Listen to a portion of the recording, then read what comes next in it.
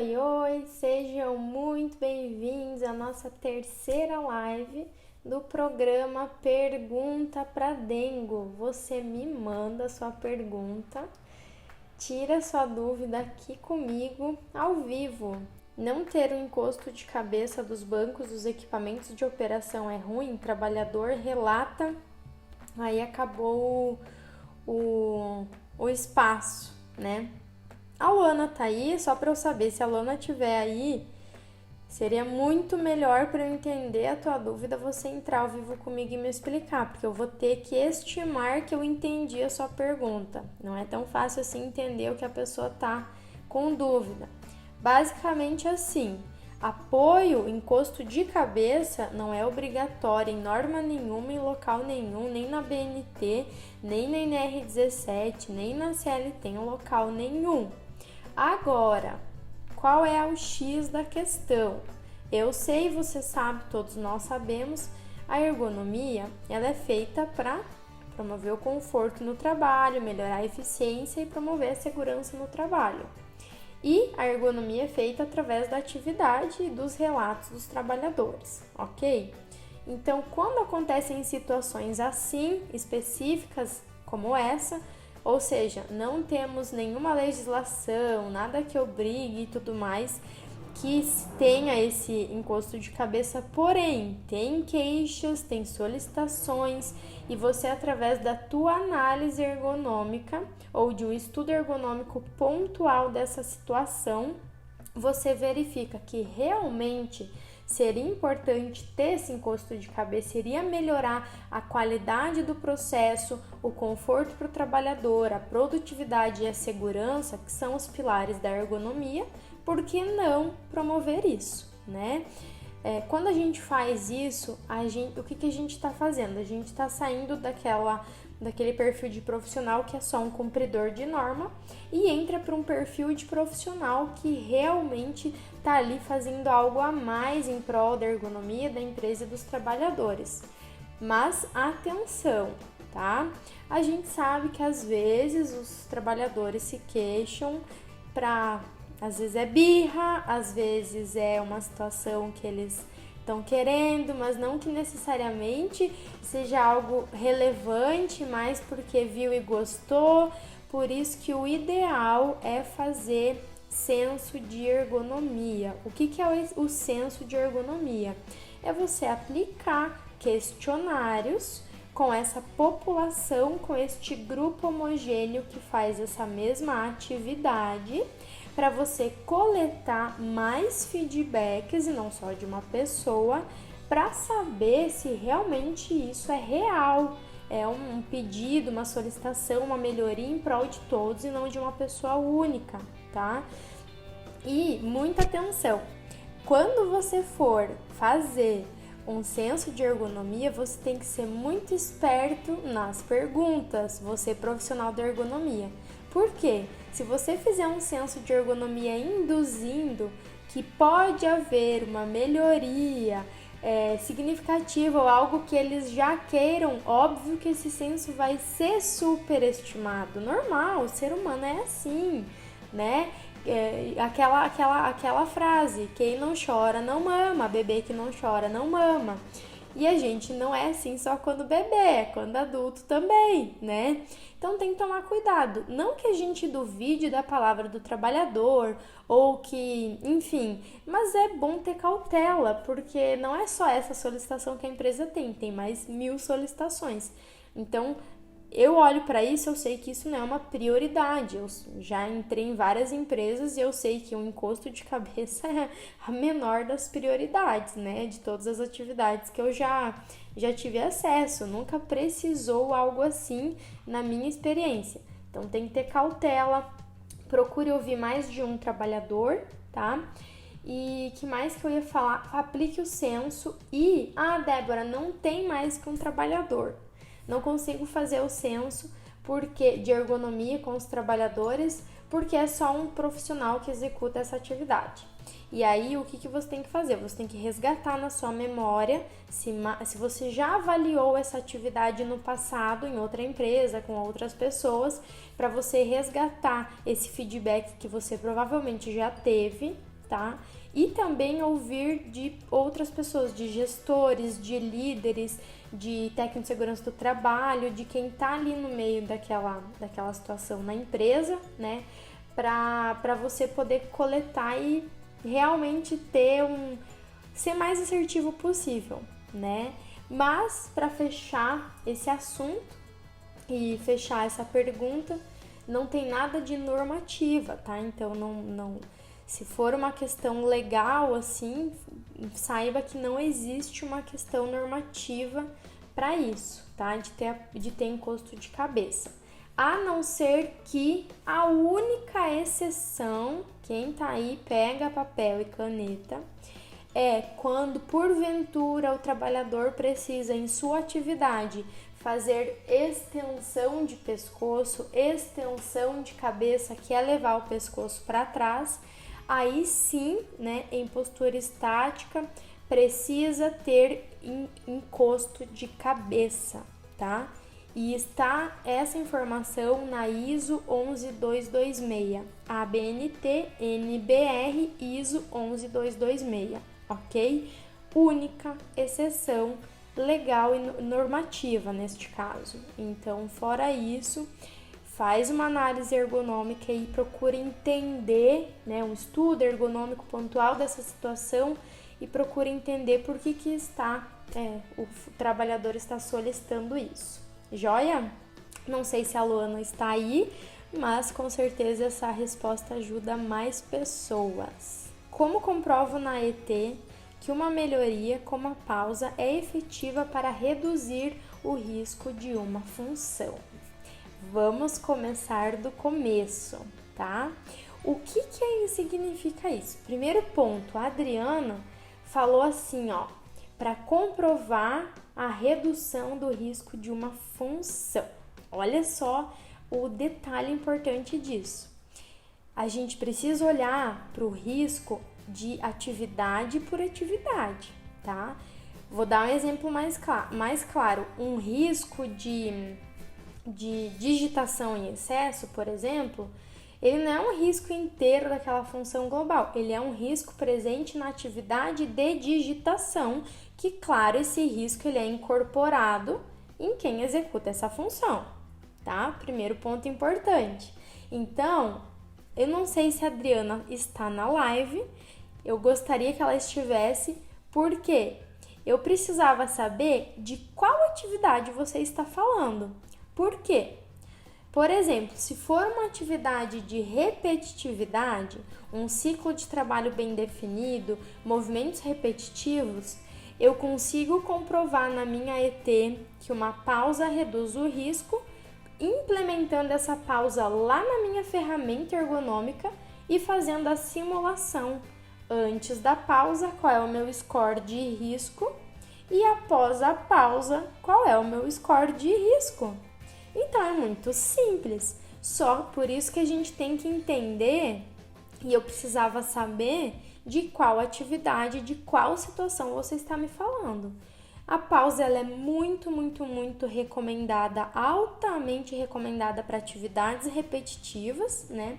Então, por isso eu dei esse exemplo muito simples e muito fácil de entender e que é real, acontece em quase todas as nossas análises, que são as atividades repetitivas e que se eu implemento uma pausa, eu automaticamente consigo lá na minha ferramenta simular o quanto esta pausa reduziria o meu risco se eu implementasse ela.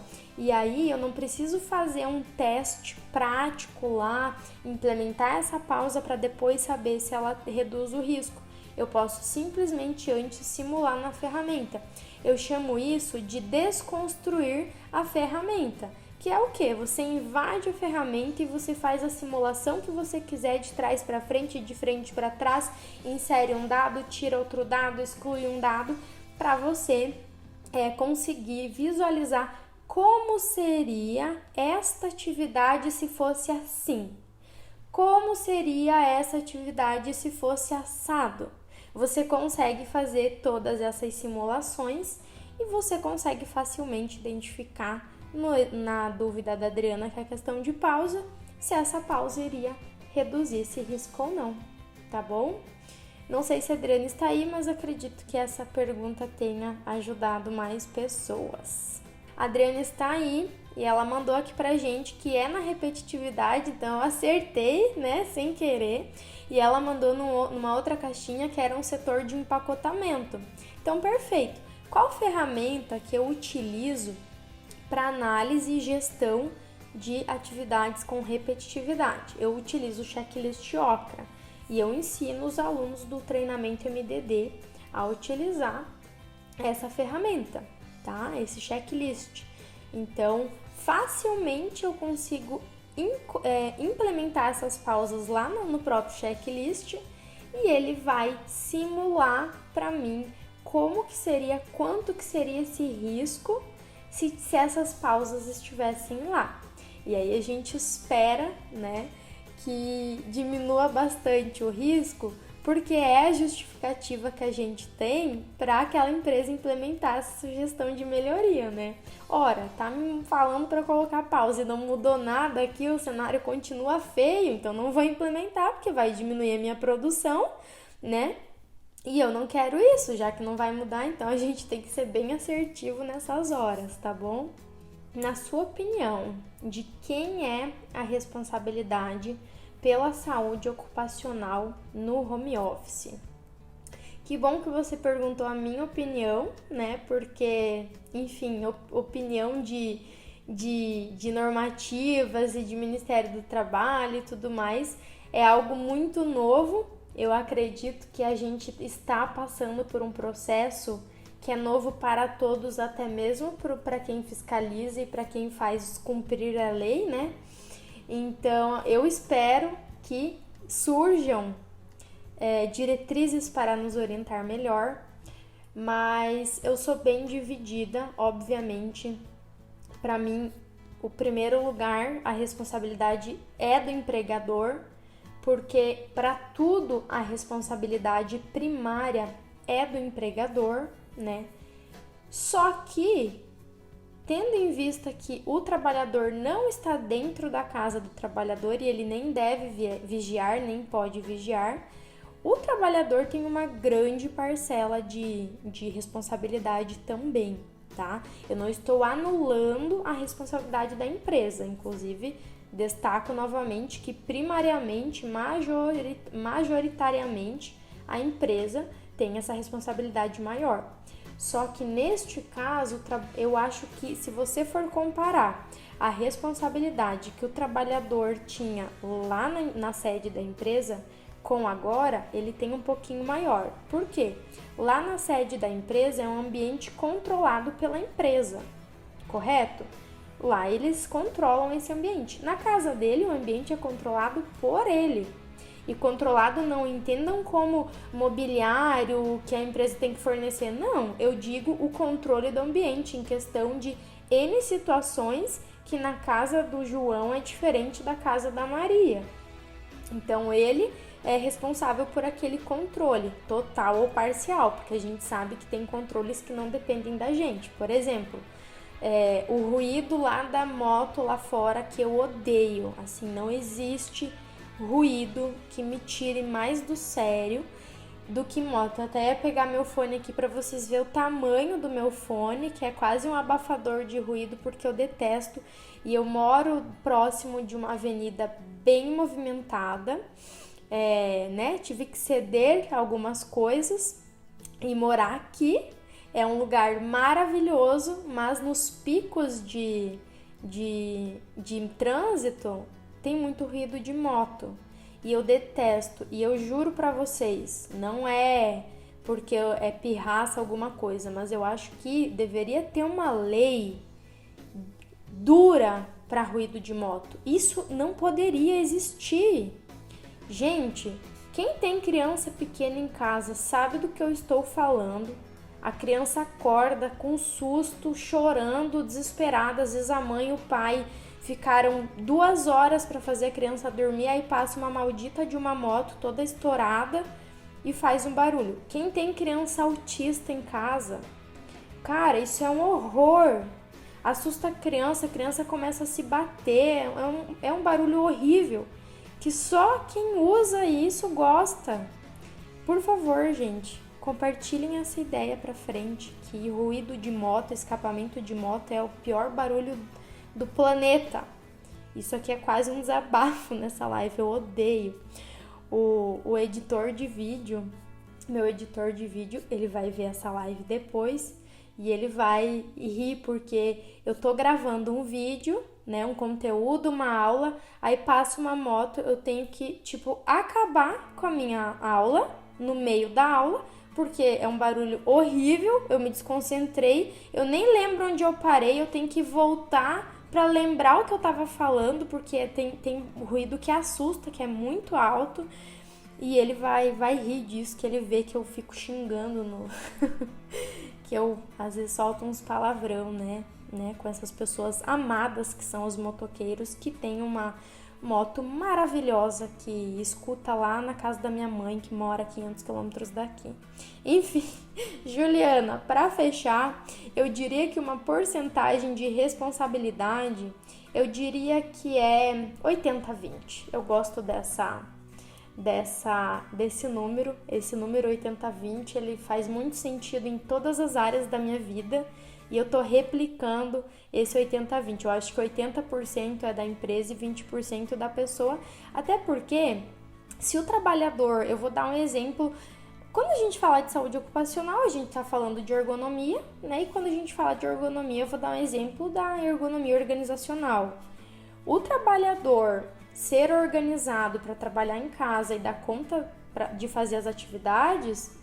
Isso é muito pessoal dele, não tem muito que a empresa faça para falar, amigo, você precisa continuar acordando às 7, iniciar o trabalho às 8, fazer o almoço de 1 hora, trabalhar até às 6, isso tudo é ergonomia organizacional. A empresa não tem muito que ela faça para ter um controle disso ou para ajudar nisso, até porque se ela faz, ela está sendo invasiva. Então é muito do trabalhador, né? E quando o trabalhador não consegue administrar uma ergonomia organizacional direito lá na casa dele, tudo bem que ele pode pensar que ele tá lá, né, tá de boas e tal, que eu acredito que não, acho que nesse período aumentou a demanda de trabalho, inclusive, para quem tá de home office, mas quando tá tudo, né, mais linear, assim, pode até estar pensando que, eu tô chuchu beleza, só que isso é uma carga mental, porque não ser organizado, não ter uma rotina, não ter horário é muito pior para a questão psicossocial e cognitiva do que as pessoas às vezes no começo pensam que é legal, não ter horário, trabalhar a hora que quer, faz as atividades todas aleatórias, faz o que vem na telha, nada disso, né? Muito pelo contrário, isso não é benéfico, é mais prejudicial, tá? Então, Juliana, para mim é 80-20, tá? A responsabilidade da saúde ocupacional no home office é 80% da empresa e 20% do trabalhador na sua casa, porque é um ambiente que a empresa não consegue controlar. Ela consegue melhorar, dar uma estrutura melhor, fornecer equipamentos imobiliários, mas ela não consegue controlar, porque se ela controlar, ela estará sendo invasiva, né? E pode ir contra ela, inclusive, mesmo que ela esteja tentando fazer algo positivo, ok? Débora, você acha que com o mapeamento de riscos ergonômicos citados na NR1 da AET, as AET irão diminuir? Muito pelo contrário, gente, vai aumentar. Gente, quem estava aqui na live do meio-dia viu, né, o que eu falei, que a demanda número 10 demanda número 10 para a realização de análise ergonômica do trabalho era NR1, que é o GRO e o PGR. E aí eu expliquei o porquê, então eu vou retomar, tá? Por isso que vocês têm que me acompanhar nessa maratona, senão vocês vão ficar de fora, vocês vão ficar para trás no conhecimento. A galera tá aí disparada no conhecimento. Olha só, tem uma confusão danada nisso, porque vocês só estão olhando, lá na NR1, vocês só estão olhando para análise preliminar. Para o levantamento de perigos, vocês só estão olhando para essa etapa, que é uma das várias da NR1. Essa pergunta que o Átila me mandou, o que ele me perguntou? Como vai ter o levantamento de riscos, vai acabar com a NR17, mas, perdão, não será que vai diminuir a demanda de AET? Ele está me perguntando isso porque ele só está olhando para uma das etapas da NR1, que é o levantamento dos perigos. O que são perigos? Perigos são situações que acontecem em todas as áreas de SST, segurança do trabalho, higiene ocupacional, ergonomia. E o perigo para a ergonomia é o fator de risco ergonômico. Prazer, tá, pessoal? Não precisa se assustar. Levantamento de perigos lá na NR1 referente à ergonomia são os fatores de riscos ergonômicos ou exigências ergonômicas, tá? Fiquem tranquilos, não é nada novo, só é uma nomenclatura diferente, ok? Quem é meu aluno do MDD sabe, né, do treinamento de AET, que a nossa AET já tem todo esse levantamento de perigos, tá lá prontinha para NR1. E qual é a próxima etapa da NR1? É saber se esse perigo é um risco. Como que eu sei que um fator de risco ergonômico é um risco ergonômico? Para algumas situações simples, eu bato o olho e eu respondo. Não, uma quina de mesa viva é um risco ergonômico. Perfeito, não preciso de uma análise ergonômica para isso. Agora, para eu saber se um levantamento de cargas ou puxar e empurrar cargas ou um movimento repetitivo, uma atividade repetitiva, saber se ela é um risco ou não, caramba, desculpa, eu não sei vocês, mas eu preciso fazer uma análise ergonômica do trabalho para aquela situação. Porque eu não sei, eu não tenho essa capacitação, essa competência de bater o olho no levantamento superficial e saber se é um risco ergonômico. E a outra etapa da NR1, do GRO e do PGR, classificação do risco. Me diga como que eu vou fazer a classificação desse risco sem aplicar um NIOSH da vida, sem fazer um levantamento de campo, tô falando para manuseio de carga, sem fazer meu roteiro de coleta, meu checklist de coleta, meu formulário de coleta, fazer uma entrevista, fazer meus vídeos, minhas fotografias, fazer minha análise e meu diagnóstico daquela situação. Que jeito que eu vou saber se é um risco ou não sem fazer essa análise ergonômica? E, gente, se você fez tudo isso, prazer, isso é uma análise ergonômica do trabalho, de uma situação específica, mas é uma análise ergonômica.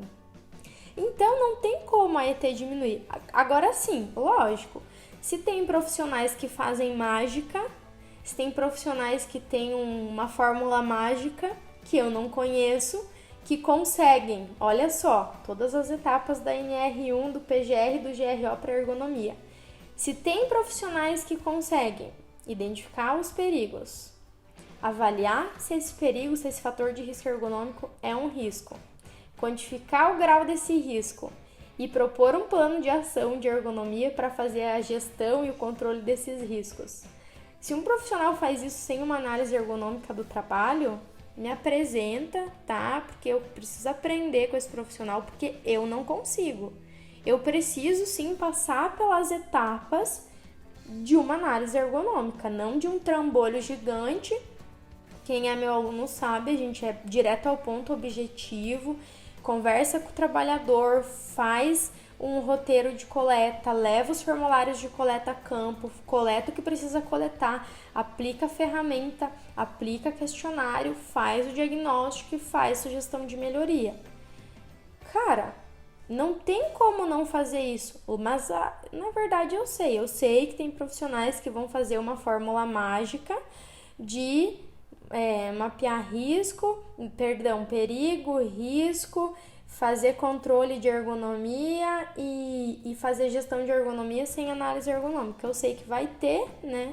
Eu não sei como que as pessoas conseguem fazer isso de uma forma tão simples, porque eu não vou assinar o meu nome, o meu registro profissional, os anos de estudo que eu faço, que eu tenho feito constantemente, diariamente, noites e noites, para ir lá com uma caneta e simplesmente, isso aqui é um risco, isso aqui não é, o grau é tanto, de uma forma eu não consigo, eu nem quero, não me contrate para esse tipo de serviço que eu não estou disponível para esse tipo de serviço, tá?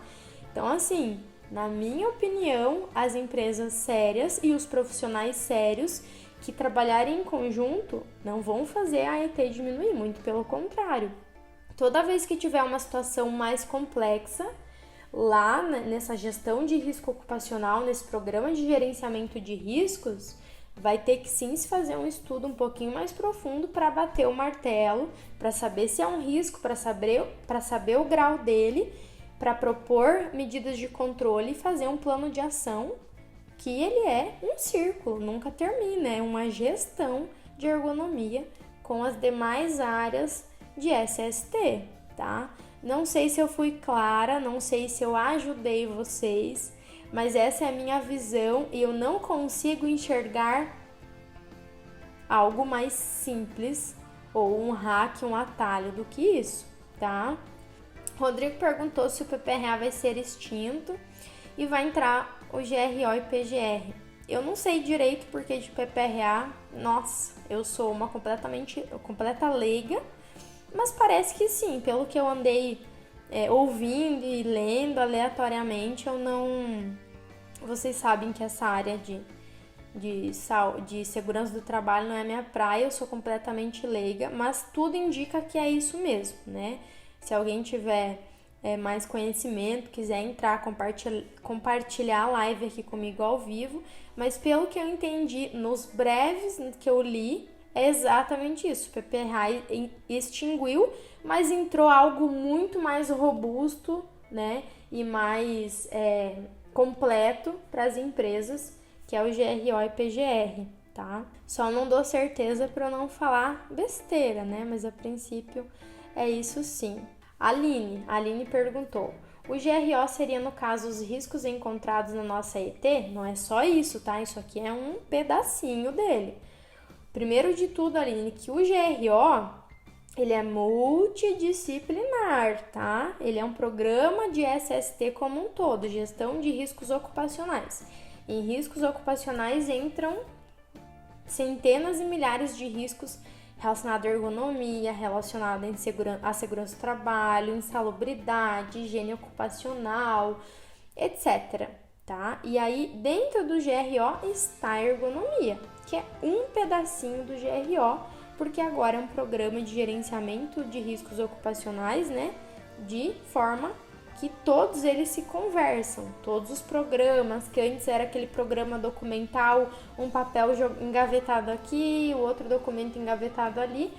Se tudo der certo, vai ser um programa amplo de gestão, que todas as áreas se conversam. E aí os riscos encontrados na nossa ET é uma das etapas do GRO e de PGR, tá?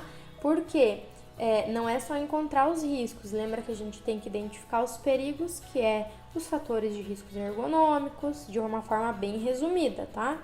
Aí você vai procurar saber se esse perigo ele é só um perigo, ou seja, ele não está ali exposto à forma de causar dano nos trabalhadores de uma forma, né, mais direta.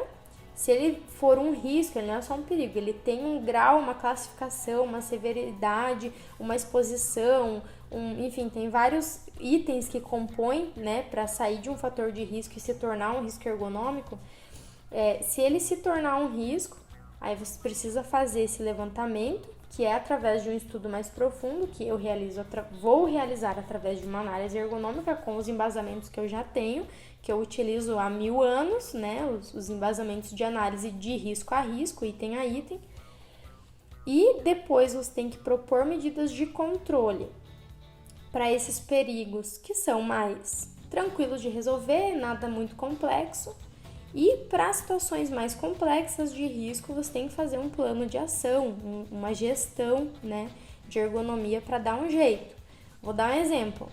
Para você resolver o problema de uma quina de mesa viva, é muito simples, é só colocar um apoio ou uma borda, beleza? É um perigo ali, né, exposto. Você coloca um simples dispositivo, que é uma medida de controle, acabou esse risco, acabou.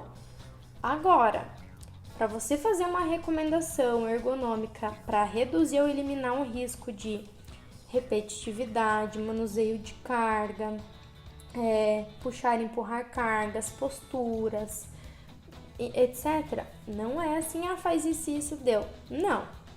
Pelo menos aqui na minha realidade não é assim, tá? Não sei na de vocês. Aqui eu tenho que sentar a bunda na cadeira depois de já ter ido na empresa algumas boas horas, estudar, analisar, fazer meu diagnóstico, fazer minhas simulações e levar algumas sugestões, nunca só uma, né? Nunca só uma, para tentar implementar uma a uma, ou a empresa escolhe as sugestões, qual que vai caber no orçamento agora, qual que dá tempo de fazer, qual que a gente... para fazer a eliminação ou redução desse risco. Então, de uma forma sucinta, de novo, a gente vai abordar mais sobre isso, tá? Eu não estou falando tanto de GRO e PGR, tanto aqui no meu Instagram, quanto com os meus alunos do MDD, tanto no YouTube. Por quê? Porque eu estou esperando a nova NR17 ser publicada oficialmente. O texto dela proposto tá em stand-by, não tá nada oficial. Tem gente, meu Deus do céu, o povo é muito louco, o povo é muito ansioso, tem gente fazendo vídeo, gravando, explicando a nova NR17 que nem existe ainda. NR1 é diferente, já foi publicada oficialmente, está prevista para entrar em vigor em março de 2021, ok. Temos 9, 10 meses pela frente, vamos aos poucos, entendendo, assimilando, não tem especialista disso, ninguém é especialista de um negócio que foi publicado há um mês, tá? Mas a NR17 não, a NR17 não foi publicada, tem gente falando do que mudou, do que... Sabe, tudo bem quando é uma discussão, não temos o que fazer, vamos falar da NR17, que pode ser que seja publicada assim. Mas não como algo que não, eu preciso aprender a nova NR17. Calma, galera, e se for publicada totalmente diferente do texto proposto, e aí? Você gastou as horas do teu dia, né? Enfim, à toa, né? Lógico, nunca é à toa, a gente sempre aprende, mas eu dou risada, porque a galera é muito ansiosa, velho. Não pode ser assim, vocês vão ter um ataque cardíaco. Sossega, espera acontecer, tá? Meus alunos ouvem todo santo dia, não resolve problema que ainda não existe. Não resolve problema que ainda não existe. Não resolve problema que ainda não existe. Eu vou cansar de falar isso. Não resolve problema que ainda não existe. Espera acontecer. Qual a sua opinião sobre as empresas de grau de risco 1 e 2 que se fala na NR1, né? É aquele negócio. Eu tenho certeza absoluta que não é porque uma empresa de grau de risco 1 e 2, né, que ela não vai ter situações de má condição ergonômica, né? Ou de outras condições, né, de trabalho. Então, eu acho um pouco injusto. Eu acho um pouco injusto desconsiderar, porque os trabalhadores que trabalham em empresas assim, eles não são menos importantes, digamos assim, do que os que trabalham em graus diferentes de risco, né? Então, mas enfim, estamos aí, né? Cris, Débora, está valendo os códigos do E-Social referente à ergonomia? Então, eles estão valendo sim. A ergonomia não foi removida do E-Social. Por quê? O que aconteceu? O E-Social lançou uma versão beta do layout do E-Social, e nessa versão beta a ergonomia não estava mais lá. Só que as pessoas desesperadas que não interpretam o texto direito saíram falando que a ergonomia tinha caído fora. Claro, eu sei que existe essa possibilidade, lógico que eu sei que existe, mas não foi publicado oficialmente. O que é uma versão beta? Uma versão beta é uma versão que está em testes, é uma versão que está em fase de aprimoração, é uma versão que possivelmente será publicada oficialmente. É a mesma coisa da nova NR17. Foi publicado um novo texto, imagine que a nova NR17, o texto publicado, seja uma versão beta, ou seja, está em testes, está em processo de melhoria, mas não é oficial ainda. Então, a ergonomia está no e-social porque o layout do e-social que está válido é o 2.5. Não saiu nenhum layout novo depois do 2.5. Só saiu essa versão beta que está em fase de aprimoramento.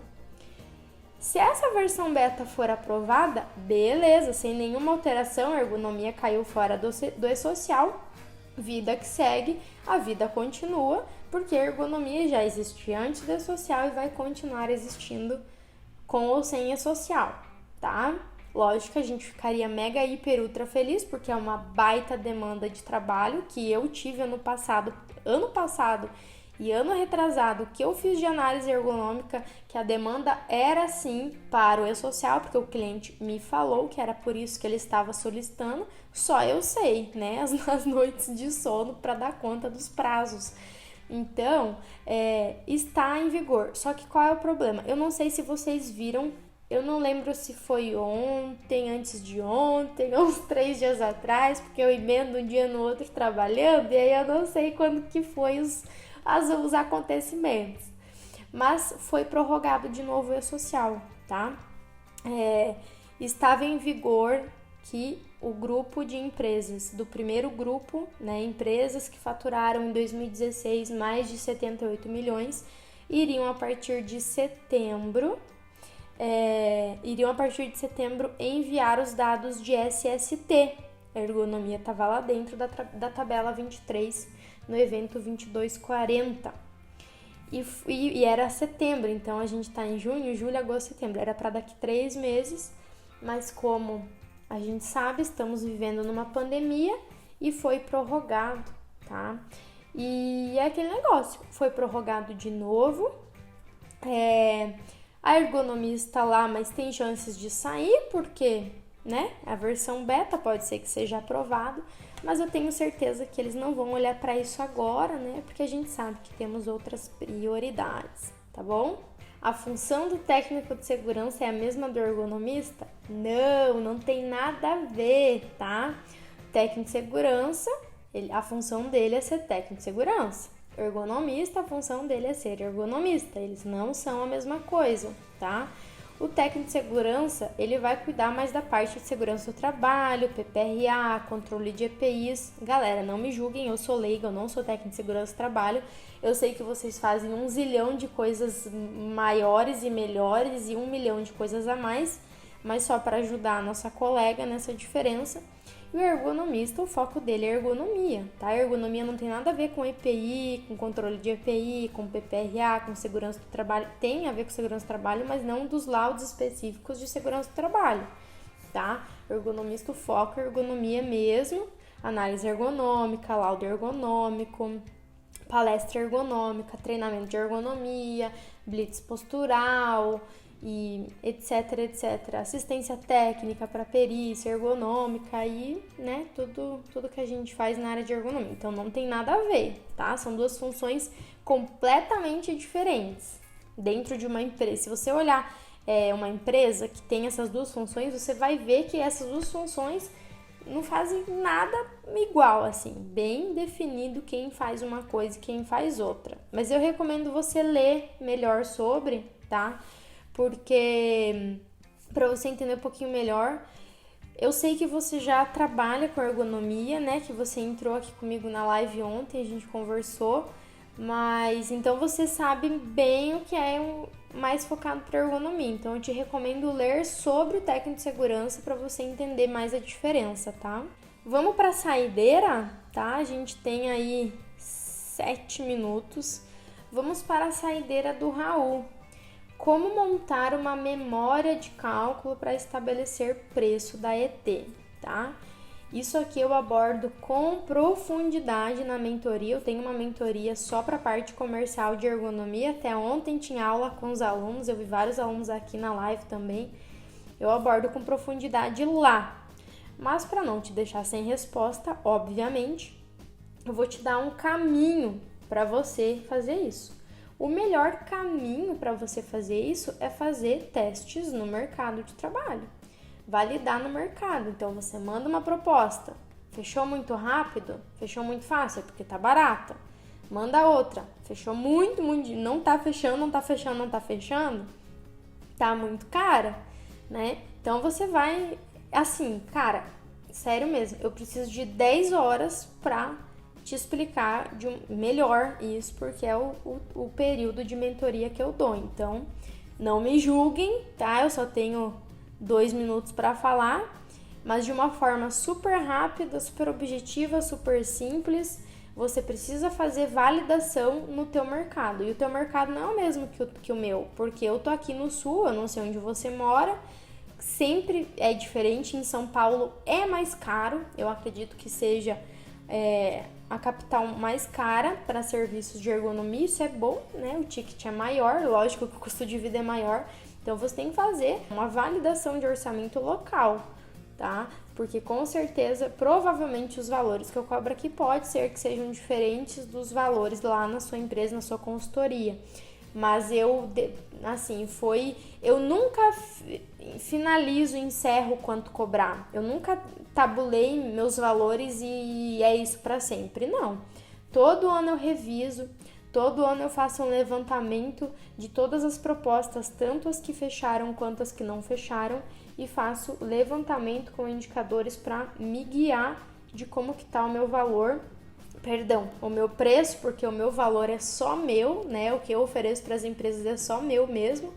Então eu faço todo ano, eu faço esse levantamento, essa atualização sobre como estou aqui na minha consultoria, qual é o meu posicionamento e como estão os meus valores, tá? Espero ter te dado uma luz aí, mas eu preciso de muito mais tempo para falar disso, tá?